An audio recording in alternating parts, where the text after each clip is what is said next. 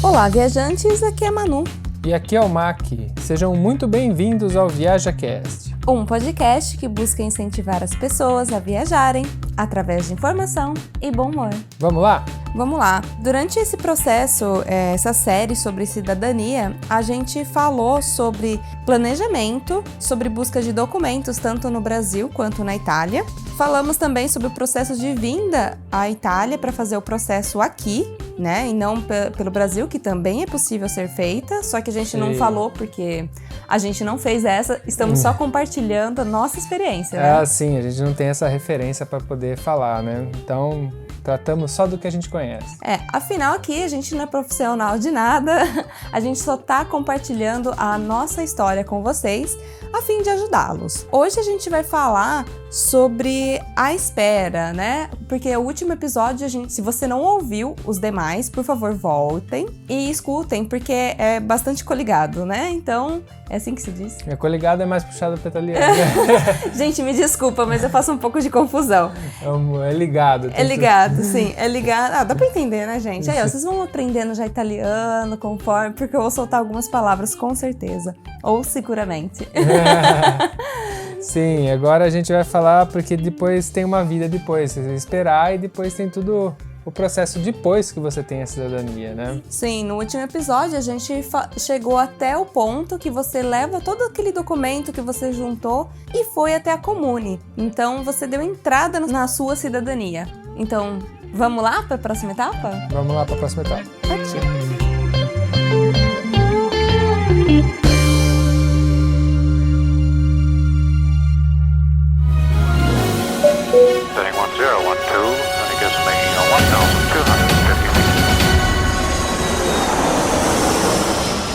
ViajaCast.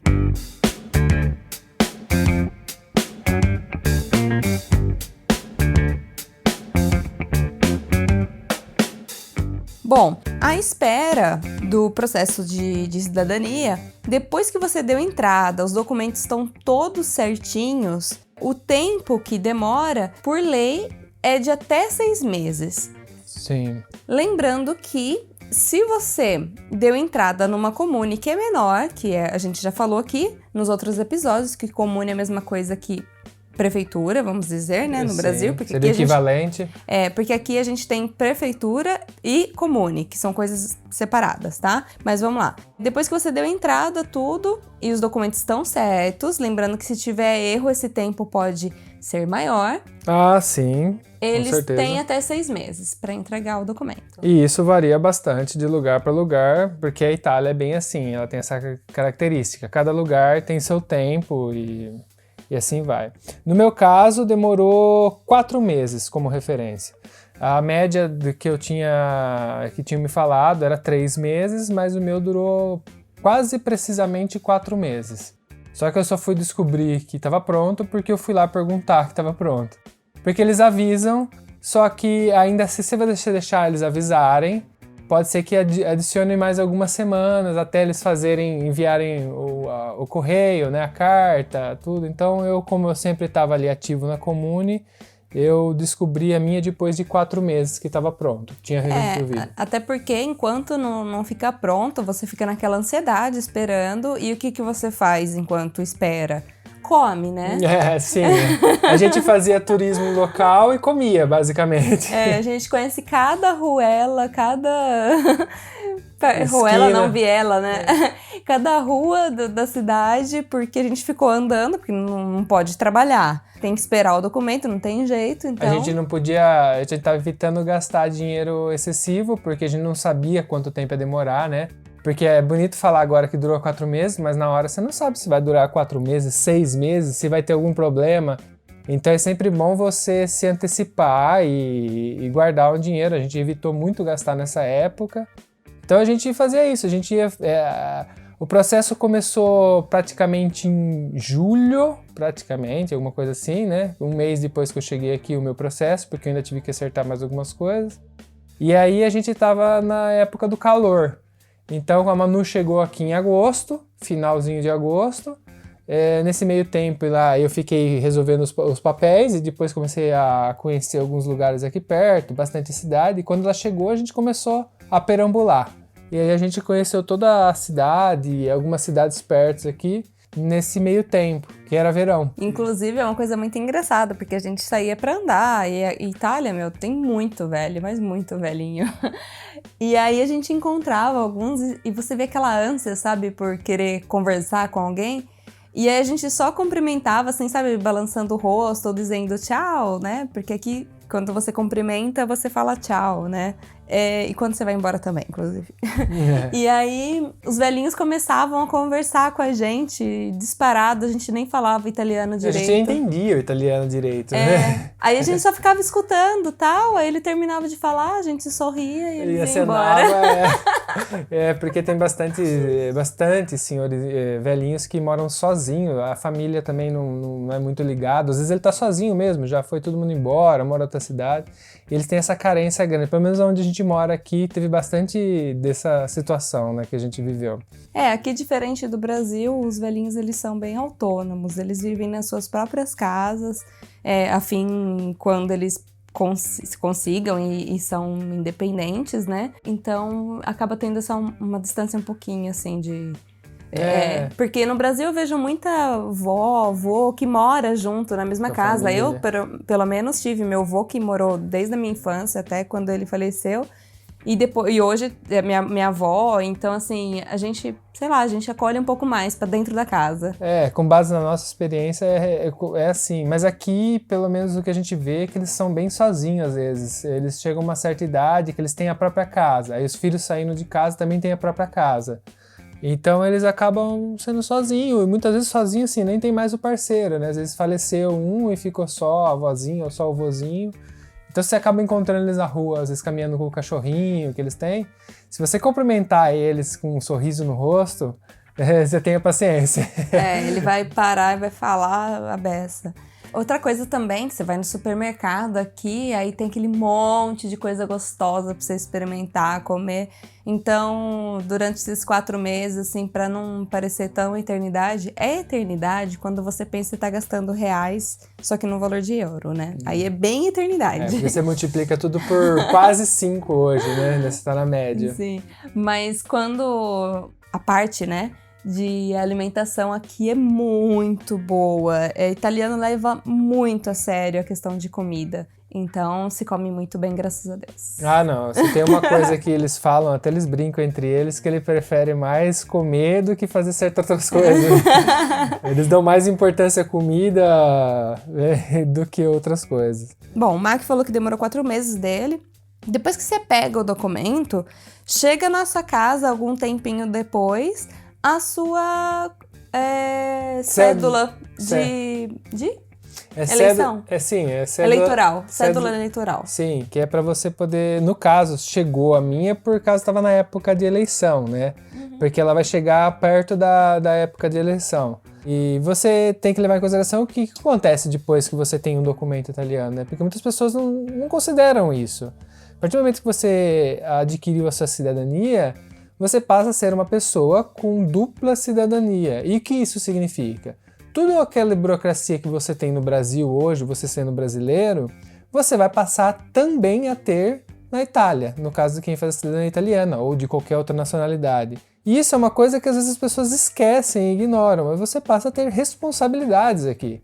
Então, no caso, esse é um exemplo que estava na época de eleição, eu passo a ter direito a votar, por exemplo, se eu tenho interesse em votar. Aqui o voto não é obrigatório, que eu acho interessante, então eu acabei não votando, até porque eu não tinha noção nenhuma para poder exprimir a minha intenção, porque eu tinha acabado de chegar, não tinha ideia de como funcionava. Que deveria ser o certo, né? Se você não entende, se você não conhece as pessoas que você vai votar, não vote.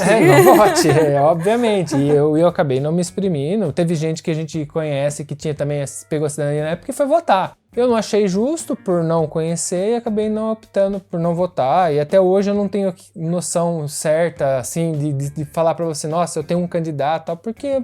eu sou novo aqui, né? A gente tá muito pouco tempo aqui, a gente conhece muito pouco, se for pra ver. E vamos dizer que nós não somos do tipo de pessoas que acompanham política, né? Ah, sim, também, eu evito bastante isso. E não é só isso, você também vai passar a ter, por exemplo, quando você chega aqui, parte do processo é você pegar o seu códice fiscal, que seria seu CPF.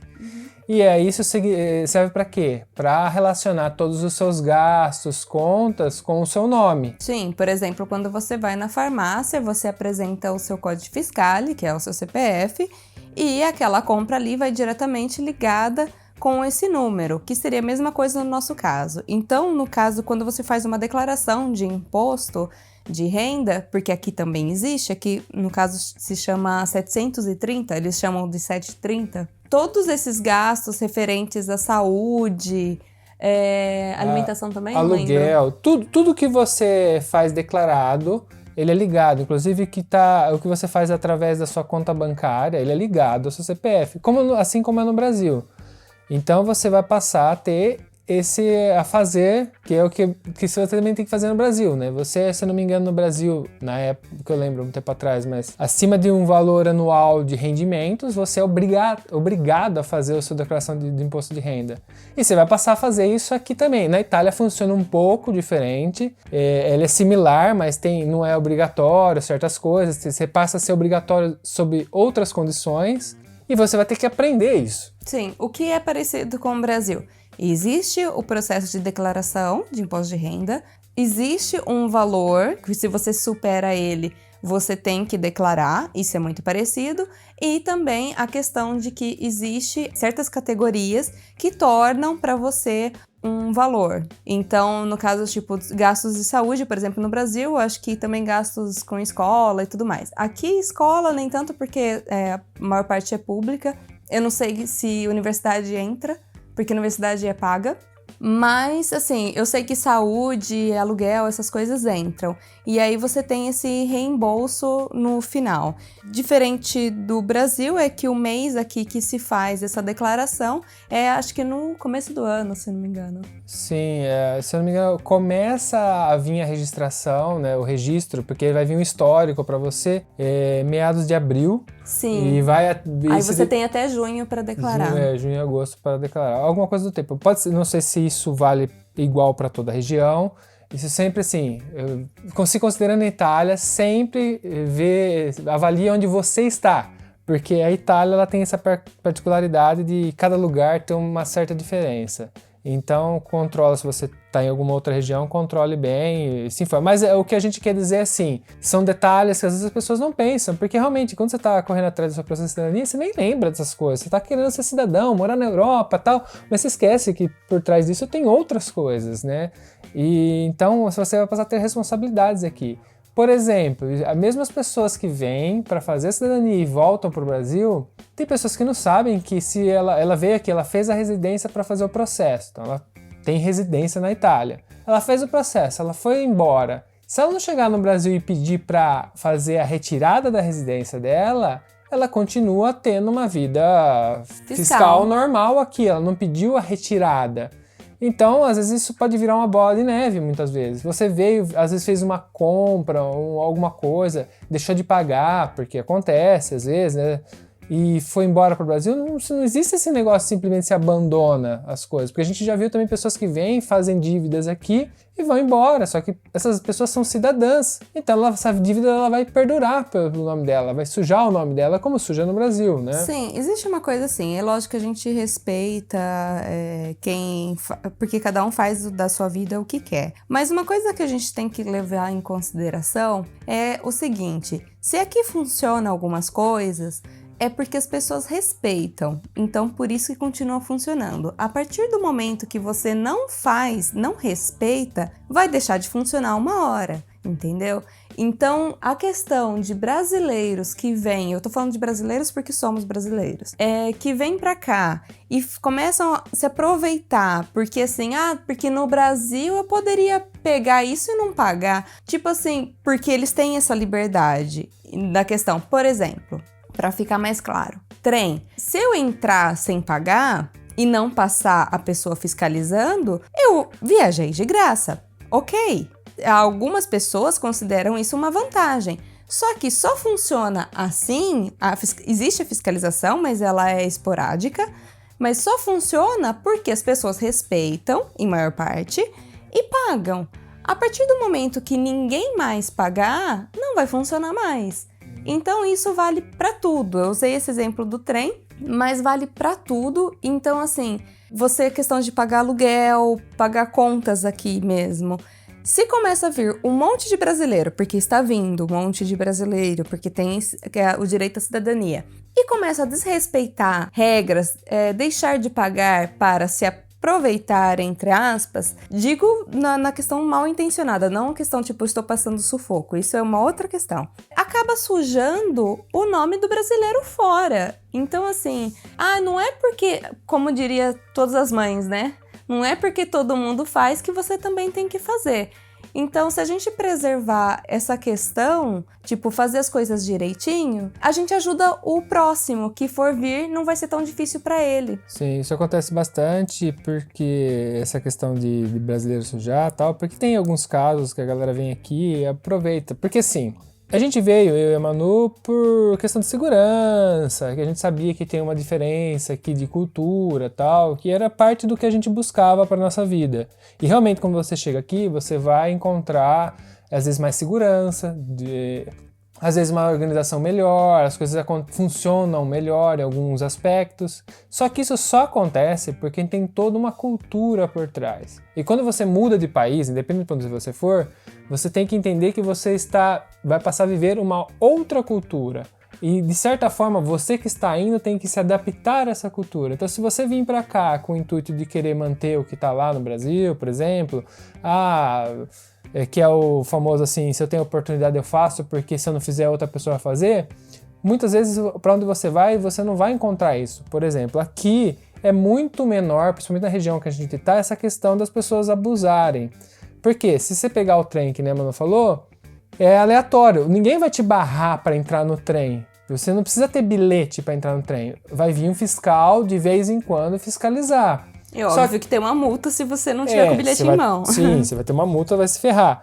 Mas o que acontece? As pessoas respeitam. Então esse fiscal, ele vem ali só para ter esse controle, porque tem as pessoas que não respeitam, mas a maior parte respeita. O que acontece? As coisas funcionam. Isso vale para muitas coisas, inclusive a segurança. A gente já, por exemplo, passou por um exemplo bem bizarro, mas é uma coisa que marcou pra gente. Mas a gente estava na praça aqui da nossa cidade, lá em cima, e tinha um Ray-Ban novo caído ali. E ele estava com o estado já caído há um tempo. E se a gente, por exemplo, falar, nossa, um Ray-Ban legal, eu catei e levei ele embora para mim, eu vou estar mudando o sistema. As pessoas não, porque é muito comum você ver, às vezes, alguma coisa perdida ali no lugar, para que a pessoa perdeu, voltar e encontrar. E é muito comum, muitas vezes roupinha de criança, meia, sei lá, luva, às vezes você vê colocada no alto assim, porque a pessoa deve ter deixado cair, alguém passou, colocou num lugar mais visível e vai ficar ali. E às vezes apodrece ali, mas é por quê? Porque as pessoas deixou ali, ó, você perdeu aqui, tá aqui. Se você quiser procurar, sentir falta, venha procurar que você vai achar. Sim, por exemplo, a gente uma vez parou na estrada para tomar café da manhã e eu esqueci a minha bolsa. E aí, tipo, eu fui notar isso quando eu fui descer no carro de novo em outro ponto. E eu falei, putz, esqueci a bolsa lá. A gente ligou, a mulher já tinha guardado a minha bolsa, entendeu? Então, assim, ninguém toca. Então, assim, isso só vai continuar existindo, isso é uma coisa ótima, isso só vai continuar existindo se a gente continuar respeitando e fazendo assim. É óbvio que em cidades grandes já não acontece tanto assim, entendeu? Sim. Porque mais gente, tem gente de todos os tipos, já tem gente fica um pouco mais difícil. Porque muitas pessoas vão ali acreditando que vai mudar a vida. Acontece como qualquer cidade grande no mundo, igual São Paulo, você vai para o centro de São Paulo, no Brasil, vai ter muita gente que foi ali acreditando que só chegando ali ia mudar a vida, acaba se passando necessidade e, consequentemente, não mantém a segurança como tinha se não tivesse isso, né? A pessoa está passando necessidades, rouba, e acontece aqui também, não é isento em cidades grandes. Não estamos no lugar perfeito, gente, está bem longe de ser. Mas falando em cidade grande, vale a pena lembrar, voltando à questão de cidadania, que quem dá entrada no processo de cidadania, dê entrada numa comune que seja menor. Ou seja, que tenha menos quantidade de pessoas que ela está atendendo. Fujam das comunes de grandes centros, Por quê? O processo vai demorar mais. Porque, consequentemente, a comune tem que atender mais gente. Sim, e às vezes é um volume muito maior, porque você pega cidades famosas, por exemplo, cidades turísticas. Torino, Milano. Porque elas também não têm só a cidadania para fazer. É uma cidade que tem um volume grande de coisas para fazer. Sim. Então, talvez você encontrando uma cidade ao redor, um pouquinho menor, que faça o processo, que você verifique que faça o processo, pode ser muito válido. A gente está numa cidade aqui que ela é pequena, média, normal, digamos que é normal para a Itália. Para a Itália, né? Para o Brasil é muito pequena, mas para a Itália é normal. E ela é uma cidade que na época que eu fiz, valeu muito a pena, tranquila, diferente de algumas outras cidades que a gente viu que o processo não saía. Ou tem o caso de ser também muito pequena, e a pessoa nem tem experiência para fazer, aí piorar mais ainda, porque também aconteceu com um outro amigo nosso que era ali de Vico Forte, se eu não me engano, que ele foi fazer o processo ali, e a mulher falou, tá, eu faço, mas eu nunca fiz. E aí o processo se enrolou bastante para sair, porque ela nunca tinha feito o processo. E acontece. E normalmente eles acabam até aconselhando ir para a comune mais próxima, que já está acostumado a fazer. Mas assim, deixe essas comunes tipo de Veneza, Milão, Turim, Roma, para vocês fazerem passeios, visitarem. São lugares incríveis, muito bonitos, valem a pena ir para lá. Mas deixe para passeio. Fazer a cidadania é melhor você fazer em cidades menores, até porque os gastos também são menores. Você tem que levar isso bastante em consideração, porque cidades grandes o aluguel com certeza é maior. A gente fala de uma cidade normal aqui, de um aluguel partindo dos 350 euros por mês. Então, isso é só aluguel. Aí você vai considerar, às vezes, taxa de condomínio, gás, porque se estiver numa parte fria, se estiver no norte é frio, você tem que considerar o gás, ou o tipo de aquecimento que essa casa tiver. Então os gastos vão para as alturas facilmente, principalmente para um brasileiro que está vindo com reais aqui. E cada vez ficando pior, né? Quando eu cheguei aqui, há 2 anos atrás, eu paguei 3,60 o euro, mais ou menos. Hoje a gente está falando de 4,60. Então, tipo, você aumentou R$1 por euro. Fora as taxas, né? Fora a taxa de conversão, tudo. Então você fica esperto, porque o dinheiro evapora aqui muito fácil. E a gente vê, às vezes, o brasileiro chegando aqui, iludido com um iPhone que você paga 30 euros por mês, porque tem. Você pode assinar um contrato ali que você vai pagar 30 euros no último iPhone. E aí você vai lá, já chega, pega o iPhone, aí pega não sei o que lá, a hora que você vê, você tá num buraco que você não sai mais. Sim. E uma outra coisa que você, às vezes, se ilude, é que você vê o preço em euro, por exemplo, é 1 euro. É só 1. E não faz a conta, né? Você não converte o valor do euro. Então, assim, você vê aquele número pequenininho e acha que é barato. Aí vai comprando. E aí você acaba perdendo um pouco a noção.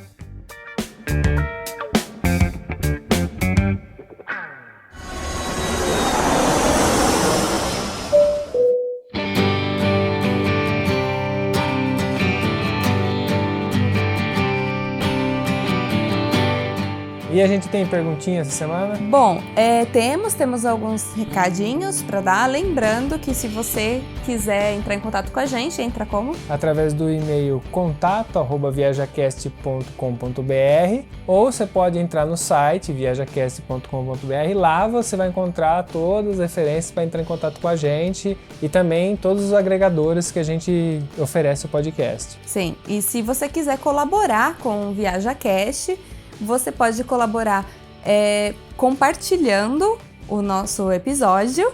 Sim, ou você pode ajudar financeiramente para a gente manter os custos através da ferramenta PicPay. E aí, eu fiquei sabendo que o PicPay ele tem um sistema de cashback. Então, às vezes, você contribuindo com o ViajaCast, esse dinheiro pode sair de graça. Porque você vai lá e paga um valor e ele pode te dar de cashback. Então, no final das contas, você ajudou a gente e não gastou nada. E você pega esse dinheiro que ele te dá de cashback e compra outra coisa. Então, é muito interessante. Lá no site também você vai poder ver os planos e poder contribuir com a gente para manter essa organização em pé. Exatamente. Eu reuni algumas perguntas que foram mais frequentes que a gente recebeu, porque assim, ao longo do podcast, às vezes eu não fiquei citando o nome do pessoal, para não ficar muito cansativo nem muito grande o podcast. A intenção era fazer episódios pequenos explicando as coisas. Então eu fiz uma lista assim, de perguntas mais frequentes e aí eu vou falar sobre elas agora. Talvez eu tenha falado, a gente, né, tenha falado já durante os episódios. Mas fica aí para frisar, Para né? ficar bem mais claro, porque a gente recebeu bastante essas perguntas de várias pessoas. Então, assim, uma das perguntas que chegou bastante foi: quanto tempo leva para completar o processo de cidadania na Itália? Hoje a gente respondeu. E ele é de, no máximo... Máximo 6 meses. E no meu caso, como exemplo, durou 4 meses. Então, pra você ver que não fica tão longe da margem aí. Sim. Outra pergunta que chegou bastante foi se a pessoa precisa falar na imigração do aeroporto italiano que tá vindo para reconhecer a cidadania. Então, sim, se perguntarem. Você não precisa falar as coisas se ninguém te pergunta. Se ninguém te pergunta, mostra o seu passaporte, carimba e entra. Vou falar do meu exemplo. Quando eu vinha em Madrid, fiz a conexão em Madrid, depois eu vim para a Itália. Depois eu tive que fazer a declaração de presença. Quando eu desci em Madrid, o cara me questionou o que eu estava vindo fazer. E aí, eu estava com documentos em italiano. Aí eu falei para ele, eu estou indo para a Itália fazer a minha cidadania. Então eu tive que mostrar minha passagem da conexão para a Itália, porque eu tive que carimbar ali o passaporte e falar, ó, eu tô aqui com esse monte de documento e todos esses documentos aqui são para fazer a minha cidadania na Itália.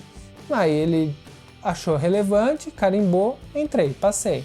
Então, no meu caso, eu tive que justificar. Sim, e no caso, se você estiver aqui na Itália, vier com um voo direto, que foi o que a gente recomendou, é só você também mostrar aquela pasta com todos os documentos que você está vindo e também, provavelmente, você tem que mostrar aonde você vai ficar. Como qualquer país que você for visitar, na imigração, eles pedem onde você vai ficar nesse lugar, onde você vai ficar hospedado, porque ninguém quer gente na rua. Sim, no mínimo você faz uma reserva, digamos que você venha na louca, no mínimo você tem que ter uma reserva, nem que for num hostel, mas tenha um lugar, um endereço, alguém para, se ele precisar ligar, falar, não, ele tem uma reserva mesmo aqui comigo.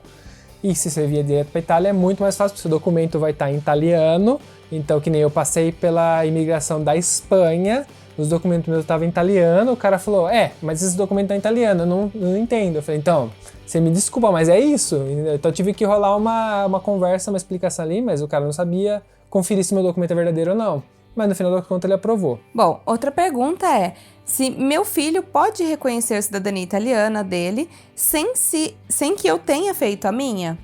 Pode. Pode. Ele vai ter que adicionar o documento seu, no caso da mãe, né, dos pais, para provar, né, que o processo de cidadania por sangue é você provar que você tem uma linhagem, você tem uma escadinha de pessoas que levam o sangue do italiano até você. Se você conseguir provar isso, seu filho, né, no caso, seu filho pode fazer a cidadania sem a mãe fazer antes. Sim. Enviaram também pra gente, na verdade foi um pedido, para explicar o que é a linha materna. Bom, vamos lá. Antes de 1948, as mulheres não poderiam transmitir nacionalidade para as outras pessoas.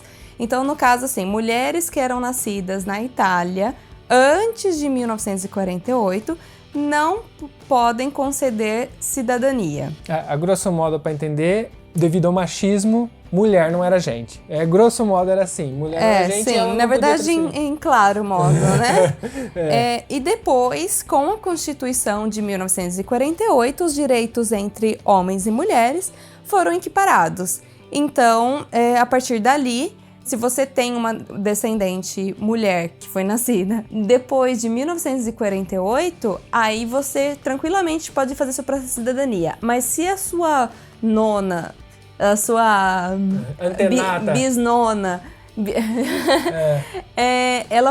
ela nasceu... Gente, desculpa, ela foi nata. Ela nasceu antes de 1948... Não é possível, entre aspas, porque quando acontece isso, nesses casos, o pessoal entra com ação judicial. Sim, você vai talvez conseguir, muito provável, mas aí você já tem que se preparar que você vai precisar de um advogadinho. E advogado no meio sabe como funciona. O seu processo, se você quer muito, você vai conseguir, só que você vai ter um custo muito maior e muito mais complexo por trás. Você precisa fazer com que o advogado revogue essa situação da sua antenato, falando, eu sei que ela nasceu antes de 1948, só que ela é gente do mesmo jeito. Aí ele vai ter que fazer essa revogação, conseguir uma liminar que acerte isso, e aí dali pra frente você consegue fazer o seu processo. Então você tem que levar isso em consideração. É possível, existem casos que você consegue, mas é muito mais difícil. Ok. Bom, temos um programa. Temos um programa. Essa é a finalização da série Cidadania por enquanto. Talvez futuramente a gente faça mais algum spin-off, colocando mais alguma questão, se chegar mais alguma dúvida que a gente possa ajudar. E agora a gente volta à programação normal. Sim. Bom, muito obrigada por ter acompanhado essa série sobre cidadania e esperamos ter ajudado vocês. Um beijo. Um abraço.